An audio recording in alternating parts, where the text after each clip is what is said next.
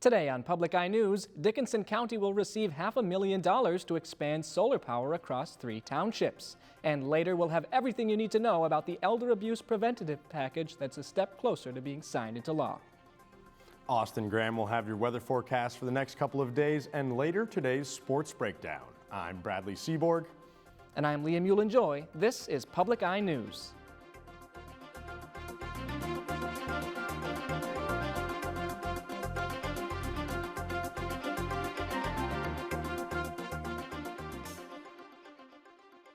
A Westwood student recently reached second place at a statewide cybersecurity competition in Novi.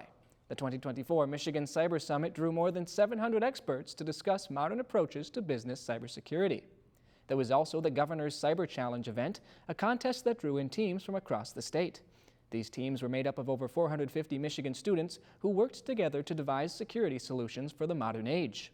One team that participated was the Binary Bandits, which finished second and included Westwood High School student Ian Coppola.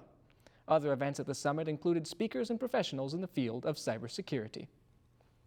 And the village of Ontonagon has joined other UP towns in being designated as a Redevelopment Ready Community, or RRC, with the Essential status. It received that status for its efforts in establishing a more streamlined development process and overall development vision.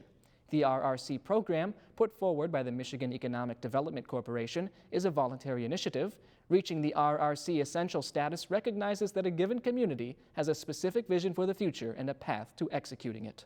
Ontonagon is not the first UP community to achieve the status. The towns of Ishpeming and Munising were designated Essentials earlier in the program's history. Dickinson County has received $500,000 to be invested into utility-grade solar power. The funds come as part of Renewables Ready Communities Awards from Whitmer's 2024 fiscal year budget.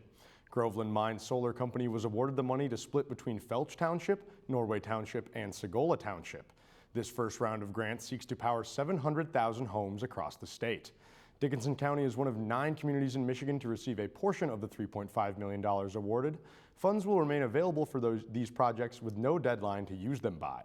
Applications for these grants are still being accepted by the Department of Environment, Great Lakes, and Energy. And 49 new recruits have joined the Corrections Officer Training Academy class held in the Upper Peninsula. This is nearly double the enrollment from last session, which graduated in August.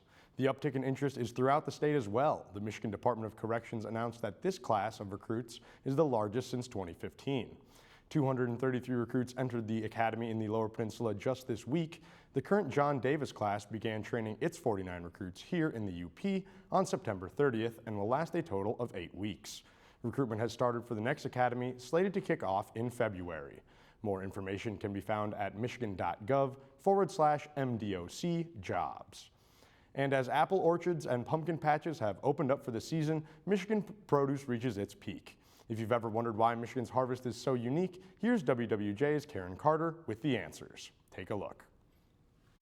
We have an incredible diversity of fruits and vegetables in Michigan, really only second to California. Derek Plakowski, fruit extension educator with Michigan State University Extension, says we have a lot to be proud of here in Michigan. We are some of the top producers in the whole country for tart cherries, asparagus, blueberries. Apples, we usually trade places with New York for being the second biggest producer after Washington. And here in Michigan, our climate is unique for growing produce. Our diverse land, from our fertile glacial soils to the Great Lakes, impact growth. Especially along the west side of the state, along Lake Michigan, you have the lake effect, which moderates temperatures. It makes our winters on that side of the state milder and makes our summers milder too. Which tends to bring favorable growing conditions. Types of apples and cider can be regional, similar to regional grapes and wine. A McIntosh or a Northern Spy, those are surprisingly pretty regional fruits. McIntosh originally came from Ontario and it's still popular in New York, Ontario, Michigan, but it's not really popular elsewhere. If you start talking about Europe, they have unique apple varieties that have been used for centuries for hard cider production. It's the same way that we have grapes that we use for wine production, like Chardonnay and Pinot Noir. However, the weather in Michigan is well suited for apple production because of its cool nights and warm days. But there's more to it than just temperature. If you have a sunnier season, you're going to have more sugars, and that gets put into the fruit, which will make the fruit sweeter.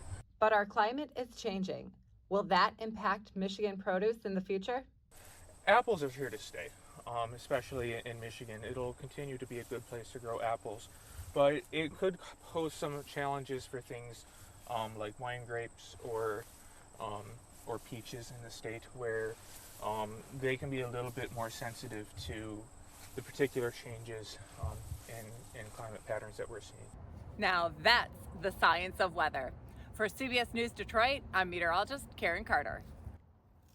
Now don't touch that dial. We'll be right back with your weather and Michigan news after this break. Stay tuned. From ladybird deeds to traffic violations, the law can be confusing. WNMU TV is here to help. Local lawyers That's not even admissible in court. answering your questions. Caller from Houghton's asking, this caller from Escanaba says, caller from Negaunee asked. So that's a super complicated question, and here's why. If you say no and you continue to stick to your no, that gives your lawyer something to work with. Ask the Lawyers, Thursday at 8 p.m. Welcome back to Public Eye News. I'm Austin Graham here with your weather report. Taking a look outside here on campus, it is an absolutely beautiful day here in Marquette with the sun peeking out, and the sun's really shining all across the UP today. Look at that. Up in Houghton, 66 degrees, over in Ironwood, 65, Iron Mountain at 61, down in Menominee, 59. And if we head to the other side of the UP on the eastern side, we'll take a look at Escanaba at 59 degrees, Manistee at 58, 60 degrees in Sault Ste. Marie, and here in our beloved Marquette, 61 and sunny. Taking a closer look at those conditions, winds coming out of the south-southwest at 20 miles an hour, with our barometric pressure being 30.03 inches and falling. And if we take a look at tonight, those clear conditions will stick around with a low of 46, winds still coming out of the south-southwest at 20 miles an hour. And we're going to have a full moon tonight, ladies and gentlemen, so get ready. Now we'll look at tomorrow with more sunny conditions, high of 68, low of 49, winds still coming out of the south-southwest at 20 miles an hour. And if we take a look at the rest of our weekend here, heading into next week as well, Saturday, a high of 69, low of 52, some partly cloudy conditions. Sun's going to return on Sunday with a high of 73 and a low of 52. Monday, a high of 74 and a low of 54. That's all I have for our weather report today. Sending it back to the news desk. Well, thank you for that weather update, Austin. How nice to see the sun shining down around the UP today. But now it's time for your Michigan news, starting with this. The Michigan Department of Health and Human Services has received a state opioid response grant for the fiscal year of 2024. The grant, totaling almost $36.4 million, is designed to address an ongoing opioid crisis affecting Michigan and many other states. It will be used to increase access to medications for opioid use disorder. It also aims to reduce overdose-related deaths. How? By providing and improving treatment. The funds are meant to be used for harm reduction and recovery activities for opioid and stimulus use disorders. They also provide for naloxone distribution. Other provisions of the grant support evidence-based prevention programs for schools and community organizations. In addition to this funding, the state will receive over $109 million in total to deal with the opioid crisis over the next 3 years. And a new legislative package passed in the Michigan Senate yesterday. It is designed to improve protections for vulnerable adults in a state where more than 100,000 are victims of abuse, neglect, and exploitation. The legislation, long advocated for by State Attorney General Dana Nessel's Elder Abuse Task Force, has multiple components. First, it increases the penalty for elder abuse and financial exploitation. In particular, it allows a vulnerable individual, a person 60 years or older, or someone with a developmental disability, certain options. They would have the ability to petition the court for a vulnerable adult personal protection order. But it also supports prevention efforts statewide. Michigan residents seeking elder abuse resources are encouraged to call 800-24-228-73. And Vice President Kamala Harris and former President Donald Trump trudge along the campaign trail to win over undecided voters. Harris is set to appear in Michigan tomorrow. With more on recent appearances, CBS News' Jared Hill has more from New York. Vice President Kamala Harris spent Wednesday reaching across the political divide.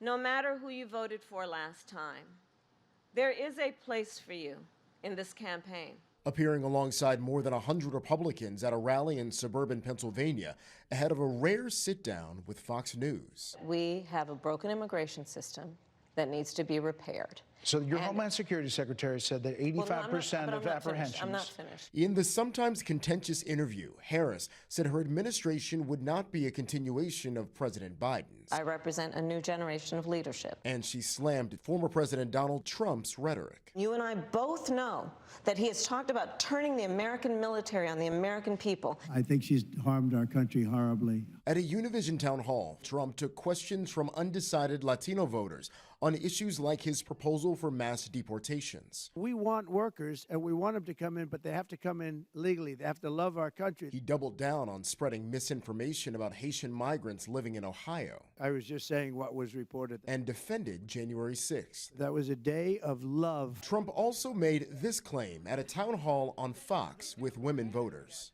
I'm the father of IVF. Which Harris later called bizarre. The reality is his actions have been very harmful to women and families in America on this issue. Today, both are back on the campaign trail with just 19 days until Election Day. Jared Hill, CBS News. We'll be right back after this short break. Stay tuned. We cover all the angles. We report the facts. We find clarity. PBS is here, delivering the credible, reliable, thoughtful election coverage you need to make informed decisions. PBS, your trusted election source. Welcome back. I'm Austin Graham, and this is your Public Eye Sports Report. Starting off with football, the New Orleans Saints are set to host the Denver Broncos on Thursday Night Football. The Saints are looking to snap a 4-game losing streak, while the Broncos are trying to find their way back into the win column. The showdown in the Superdome marks the return of former Saints coach Sean Payton. The Broncos head coach made the playoffs 9 times as the Saints bench boss and brought the team its only Super Bowl. Tonight's festivities will also see the induction of former quarterback Drew Brees into the Saints Hall of Fame. Brees played 20 seasons in the NFL, throwing for over 80,000 yards and racking up 571 touchdowns. Kickoff for tonight's game is set for 8:15. Saucing things over to hockey, the Detroit Red Wings are set to host the New York Rangers tonight at home. The Red Wings lost to the Rangers 4-1 on Monday, so they'll be looking to get some redemption against the Blue Shirts. Igor Shesterkin was the sole reason for the Rangers' dominant victory on Monday, shutting down an explosive winged wheel offense. In addition to that, Shesterkin stopped 31 of 32 shots put forth by Detroit.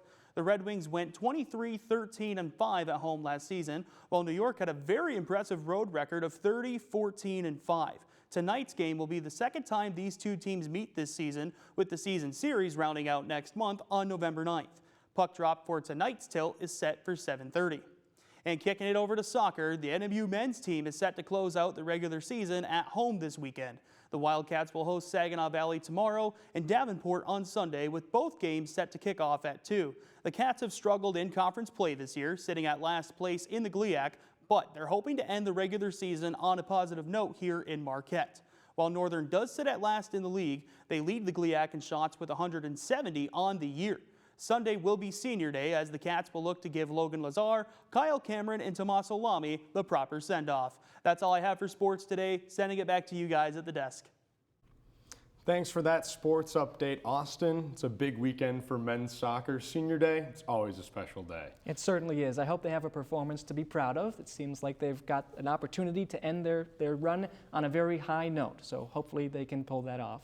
Yeah, I certainly hope so. I've been to a few games in the past, a few senior games as well, and it's always a great experience to see their final game. That's great, but that's all the time we have left today at Public Eye News. I'm Liam Eulenjoy. I'm Bradley Seaborg. And we'll see you next time.